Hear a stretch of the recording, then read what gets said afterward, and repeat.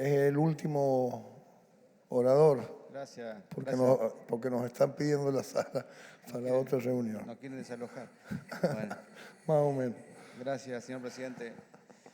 Este proyecto es distinto a lo que veníamos debatiendo, es un proyecto de ley de tarifa eléctrica. Varios han apuntado aquí la problemática energética en el país y creo que es más que obvio que hay que rediscutir toda la ley de marco regulatorio energético y todo lo que hace el sistema eléctrico nacional. Como seguramente esa discusión no la vamos a votar en un proyecto de ley, sino que requiere un debate mucho más amplio y profundo, y atendiendo a circunstancias especiales que tienen que ver con las medidas vinculadas a la segmentación de subsidios y el aumento de la energía eléctrica, que ha impactado muchísimo a la ciudadanía en general, he propuesto un proyecto de ley que resuelve o tiende a resolver no la situación energética del país, por supuesto, pero sí a atender esa situación que le ha impactado a millones de argentinos, a millones de ciudadanos, a millones de comerciantes y demás, y que es, bueno, esta ley de tarifa, que propone algunos puntos, ¿no? Si vamos al componente del costo de la energía, la discusión, como le decía, es bastante profunda. Si lo separamos, es el costo de la energía vinculado a la generación y el transporte de esa energía y luego la distribución de esa energía, por un lado. Luego tenemos lo que se conoce como el valor agregado de distribución, que eso ya compete a las provincias, es la distribución interna de las provincias, el famoso VAD. Y luego tenemos otros componentes que van en la tarifa eléctrica. Entonces, dos proyectos he presentado, uno que ataca lo que tiene que ver con el componente impositivo, otro que pone en discusión el VAD y crea un factor que tiende a equiparar lo que por ahí hemos escuchado en muchas provincias, que es por qué en Buenos Aires se paga más barato y por qué en las provincias se paga más caro. Uno de los aspectos tiene que ver con el valor agregado de distribución. Las provincias como el caso de Buenos Aires, el valor agregado de distribución es mucho más barato porque, por supuesto, hay edificios y viven muchísimos residentes en ellos y por lo tanto ese costo de distribución se divide entre mucha gente. En cambio, en el interior hay mayor distribución demográfica y los costos son mayores. Eso encarece. El sistema eléctrico nacional es, por un lado, solidario a la hora de equiparar el costo para todos, o sea, a todas las provincias, a todas las distribuidoras, más que provincias, se les vende a un precio unificado. Andaba alrededor de 13.000 pesos, ahora debe estar un poquito más, seguramente. Para eso es solidario, todos pagamos lo mismo, pero sin embargo, a la hora de evaluar el costo de generación, las provincias que generan electricidad, bueno, encuentran algunas diferencias allí, ¿no? Esto nace con un reclamo con el tema de Salto Grande, en Entre Ríos, por ejemplo, que es una generadora que produce energía, a la cual la Secretaría de Energía le paga 731 pesos el megavatio,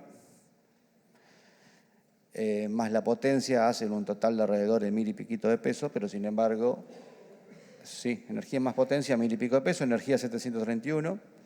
Sin embargo, a las distribuidoras se les cobra 13.000, ¿no? ¿Por qué? Y porque hay que equilibrar el costo de generación de otras que salen mucho más caras, que son mucho más costosas para producir energía. Entonces, ahí somos solidarios. Ahora nos falta la parte de la distribución. Por eso este proyecto propone un factor para equiparar eso, que obviamente lo vamos a poner en discusión. La otra parte que tiene que ver con la generación de energía y el costo desde la generación hasta ese transporte, yo lo he planteado en otro proyecto de ley que está presentado en esta en esta Cámara y que he pedido incluso tratamiento preferencial, que es el 802/23, Comisión Bicameral Investigadora del Sistema Nacional de Energía Eléctrica. Se propone la creación justamente de una comisión bicameral que se encargue de investigar el componente del costo de la energía. Ahí intervienen varios actores.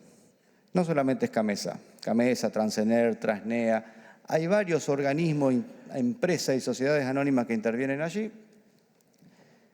y que eso forma parte del costo que finalmente se le vende a las distribuidoras. Entonces, si tenemos un sistema eléctrico que no cubre sus costos, deberíamos investigar claramente los componentes de ese costo, a ver por dónde se nos está escapando un poquito la cosa, ¿no? Si estamos generando energía en Entre Ríos a 731 pesos, ¿cómo hacemos para llegar a 13.000 pesos para venderla? Entonces, esas son las diferencias que tenemos que investigar. Y por otro lado, el proyecto de ley de tarifa que estamos discutiendo ahora, que ataca los componentes restantes. El valor agregado de distribución, que en el proyecto se lo menciona como factor K. La carga impositiva, se propone una reducción del IVA. En este tema de reducción del IVA, hemos hablado mucho con varios senadores, con Mayán hemos hablado de este tema también, vinculado al costo fiscal y demás, ¿no? Y allí es donde por ahí encontramos algunas coincidencias y también algunas cuestiones a atender, ¿no? Las coincidencias son que tiene costo fiscal, claramente. Si yo propongo que vamos a bajar el IVA al 5% en el costo de la tarifa eléctrica, por supuesto, hay un 16% menos en ese concepto que se recaudaría. Por lo tanto, ahí tenemos un costo. Punto a debatir, punto a discutir. Lo he propuesto desde el primer momento que se presentó el proyecto, hasta con economía. Pero creo que tenemos que atender ese factor. Y creo que es factible tocar el IVA en la tarifa eléctrica. Desde el punto de vista presupuestario, nosotros podemos decir, ¿afecta 16 puntos? No, no es tan así. Si nosotros vamos al presupuesto que aprobamos para este año en el Congreso de la Nación, previmos una inflación del 60 y hoy estamos un poco pasados de eso. Y eso, quienes hemos tenido la oportunidad de estar en la función pública, sabemos que repercute en un incremento en la recaudación no prevista en el presupuesto y que nos permite luego readecuar las partidas correspondientes. Por lo tanto, el impacto presupuestario no es tan así. Podemos hablar de un impacto financiero, pero no presupuestario, para nada. Y eso tampoco afectaría a las provincias que coparticipan este impuesto desde el punto de vista presupuestario. Pero fundamentalmente, lo que tenemos que atender es que detrás de todo este interés del costo fiscal o no costo fiscal y impuesto inflacionario o no, es que ¿a quién afecta todo esto? Y estamos afectando a todos los ciudadanos argentinos. Estamos afectando a los sectores trabajadores, al comercio, a la industria, a las pymes, con un impacto en la tarifa eléctrica, con un impacto impositivo y con un impacto inflacionario. Entonces, ¿cuál es el rol que tenemos nosotros como legisladores, como senadores de la Nación y como representantes de nuestra provincia, que estamos recibiendo permanentemente el reclamo de la ciudadanía con respecto a esto? Y atender ese tipo de reclamos. Porque no podemos trasladar la crisis a la ciudadanía y nosotros mirar para otro lado. Creo que es un punto que tenemos que discutirlo. Por eso yo propuse una reducción del IVA. Discutamos la cuantía. Si no es del 21 al 5, discutámoslo. Creo que tenemos que hacerlo. Creo que corresponde que lo hagamos. Otro punto que también propone el proyecto está vinculado a otro componente que admito que también genera y va a generar discusión. La mayoría de las facturas eléctricas y las distribuidoras acuerdan con municipios el cobro de la tasa de alumbrado público. La tasa de alumbrado público encarece la factura de luz, en algunos casos un 16%, en otros un 12%, en otros un 14%. Y si a eso le sumamos el 21% del IVA y demás, tenemos una carga impositiva importante. Y ese concepto de la tasa de alumbrado público, creo que tenemos que ponerlo sobre el tapete en esta mesa de discusión. ¿Por qué? Porque está anclado al consumo. O sea, quien más consume paga más tasa de alumbrado público. No hay una relación coherente entre la tasa de alumbrado público, que es el servicio que presta un municipio, la luminaria, por ejemplo, de la calle, con el consumo. Porque, por ejemplo, yo le puedo decir que puede haber una propiedad que tiene 20 metros de frente, o un comercio que tiene 20 metros de frente, y que, sin embargo, dadas sus características, no sé, por ejemplo, una mueblería, consume mucho menos que a lo mejor un kiosquito que está al lado de ese comercio, de 20 metros de frente, y un kiosquito con 5 metros de frente, pero que tiene 2 heladeras, 2 freezer y tiene un altísimo consumo. Yo le puedo asegurar que han llegado a facturas de 500.000 pesos de kiosquitos en la provincia de Entre Ríos y pagan el 16% de alumbrado público por ese importe.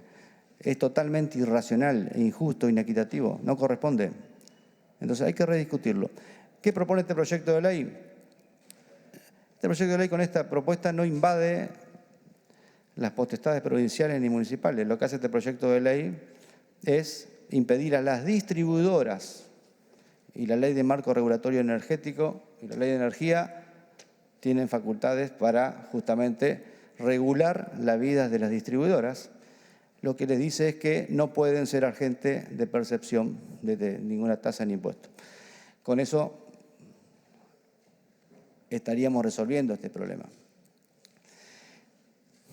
Estamos resolviendo un problema y estamos llevando al debate la solución de otro, ¿no? Que es en los municipios y en las ciudades cómo resolver el consumo eléctrico, cómo pagarlo, ¿está? O sea, acá no hay soluciones mágicas para todo, pero esa discusión creo que hay que darla y creo que podemos impulsarla desde acá, se tiene que dar.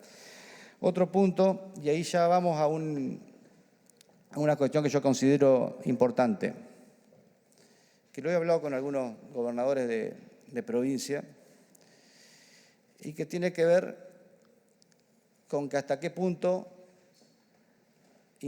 incentivamos a que las provincias inviertan en la generación de energía renovable, por ejemplo. Si al final de cuentas la van a vender a un precio y la van a tener que comprar a los famosos 13.000 pesos de siempre. O sea, ¿cuál es el beneficio? Este proyecto, en ese punto, toca a lo mejor algo porque uno está más especializado en la cuestión de la generación hidroeléctrica, porque en Entre Ríos me toca eso, en Corrientes también, pues tenemos el tema de Salto Grande, tema de Yacyretá y demás. Parrilli conoce muy bien también, o sea, las provincias que generan energía hidroeléctrica la tienen más clara en esto. Cobran regalías hidroeléctricas, ¿no? Lo que tiene que ver con ese valor que se le paga por el uso del recurso hídrico a las provincias generador de energía. Por eso propone un aumento de regalía del 12 al 20, pero con la salvedad que ese 20 vaya exclusivamente a reducción de tarifa eléctrica. No que vaya a otro destino que muchas veces entra a rentas generales y muchas veces entra una parte de inversiones que son importantes y el resto a rentas generales, pero no va afectado a tarifa eléctrica. ¿Cuál es la importancia de que se afecte ese 20% de regalías a tarifa eléctrica? Es que las provincias generadoras de energía puedan tener una tarifa diferencial. Y en eso creo que va la importancia de esta discusión. Hay provincias que no generan ni 1 megavatio de energía. Y todo el sistema eléctrico nacional tiene que darle la electricidad. ¿Por qué se la tiene que dar? Se la tiene que vender al mismo precio que el resto. ¿Y qué interés tienen en esas provincias de generar energía? Ninguno si le da lo mismo. Creo que eso es parte de la discusión de fondo que tenemos que dar y que estamos proponiendo aquí, en parte con este proyecto de ley. Después el proyecto de ley toca una cuestión muy específica que tranquilamente podría ir por otra ley aparte, que es la ley 24954, Fondo Excedente de Salto Grande, que en realidad beneficia a 3 provincias. Está incluido aquí no por una cuestión de técnica legislativa precisamente, sino por una cuestión política, sino para tratarlo en un mismo proyecto, ¿no?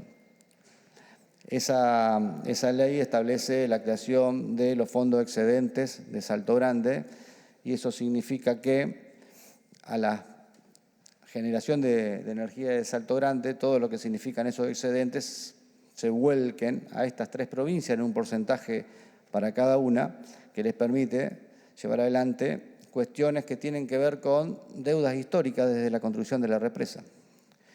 Desarrollo regional, riego, etcétera, ¿no?